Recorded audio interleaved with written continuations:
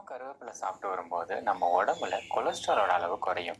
அதுலேயும் குறிப்பா LDL cholesterol மற்றும் ட்ரைகிளிசரைடோட அளவு குறையும். அதனால இரத்த நாளங்கள்ல கொழுப்பு கட்டி சேராம இதயத்தை பாதுகாக்கும். அதே மாதிரி இந்த கருவேப்பிலையில இருக்கிற ஆன்டி ஆக்சிடென்ட் நம்ம மூளையில இருக்கிற நரம்பு செல்களை பாதுகாக்கும். அதனால வயசானவங்களுக்கு வரக்கூடிய அந்த அல்சைமர் டிசீஸோட பாதிப்பு ஓரளவுக்கு குறையும்னு நிறைய ஆராய்ச்சிகள்ல கண்டுபிடிச்சிருக்காங்க. அதே மாதிரி கருவேப்பிலையில இருக்கிற ஆன்டி ஆக்சிடென்ட் நம்மளுடைய கல்லீரல் மற்றும் சிறுநீரகத்துக்கு ஃப்ரீ ரெடிகல்ஸ்னால ஏற்படக்கூடிய பாதிப்புகளை தடுக்குது. சில ஆராய்ச்சிகள்ல இந்த கருவேப்பிலையை ரெகுலரா சாப்பிடும்போது ரத்தத்துல சர்க்கரை அளவு கட்டுப்படுத்தப்படுதுன்னு கண்டுபிடிச்சிருக்காங்க.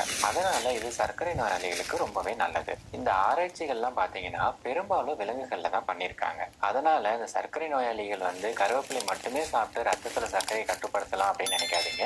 டாக்டர் பிரிஸ்கிரைப் பண்ற மருந்துகளோட இந்த கருவேப்பிலையும் சேர்த்து சாப்பிடும்போது சர்க்கரை அளவு சீக்கிரமா கண்ட்ரோல் ஆகும். நம்மளோட தோல், முடி, நகம் இதெல்லாம் நல்லா வளரணும் அப்படின்னா வைட்டமின் ஏ ரொம்பவே அவசியம். நம்ம ஏற்கனவே பார்த்திருக்கோம் கருவேப்பிலையில வைட்டமின் ஏ அளவு அதிகமா இருக்கு. அதனால கருவேப்பிலை ரெகுலரா சாப்பிடும்போது நம்மளுடைய தோல், முடி, நகம் எல்லாம் நல்லா வளர்ச்சி அடையும். அது மட்டும் இல்லாம தலையில ஏற்படக்கூடிய பொடுகு, இளநரை போன்ற பிரச்சனைகளுக்கும் கருவேப்பிலை ரொம்பவே நல்லது. கருவேப்பிலை கொஞ்சம் பேஸ்ட் மாதிரி அரைச்சிட்டு அதுல கொஞ்சம் தயிர் மிக்ஸ் பண்ணி குளிக்கிறதுக்கு ஒரு 15 நிமிஷம் முன்னாடி தலையில ஹேர் பேக் மாதிரி அப்ளை பண்ணிட்டு குளிச்சுட்டு வரும்போது தலையில பொடுகு குறையும் அப்படின்னு சில ஆராய்ச்சிகள்ல கண்டுபிடிச்சிருக்காங்க. அதே மாதிரி இந்த வைட்டமின் ஏ அதிகமா இருக்கிறதுனால தினமும் கருவேப்பிலை சாப்பிட்டு வரும்போது நம்மளுடைய கண்ணுக்கு ரொம்பவே நல்லது. பார்வை நரம்புகள் வலுப்படும். அதனால கண் பார்வை சீராகும். இது எல்லாத்தையும் விட கருவேப்பிலை ரெகுலரா சாப்பிடும் போது குடலுக்கு ரொம்பவே நல்லது.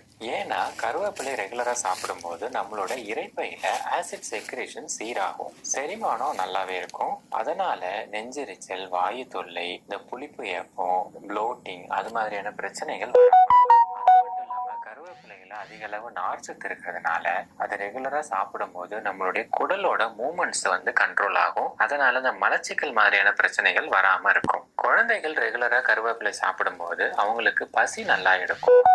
சாப்பாடு நல்லா செரிமானம் ஆகும். வயிற்றுல பூச்சி பிரச்சனை வராம இருக்கும். கடைசியா இந்த கருவேப்பிலைக்கு ஆன்டி இன்ஃபிளமேட்டரி மற்றும் ஆன்டி மைக்ரோபியல் ப்ராப்பர்ட்டிஸ் இருக்கு. அதனால கை கால் எங்கேயாச்சும் அடிபட்டு வீக்கா இருக்கு அப்படின்னா கருவேப்பிலையை அரைச்சி பேஸ்ட் மாதிரி வச்சுட்டு அதுல 10 போட்டாலும் வீக்கம் சீக்கிரமே குறையும்.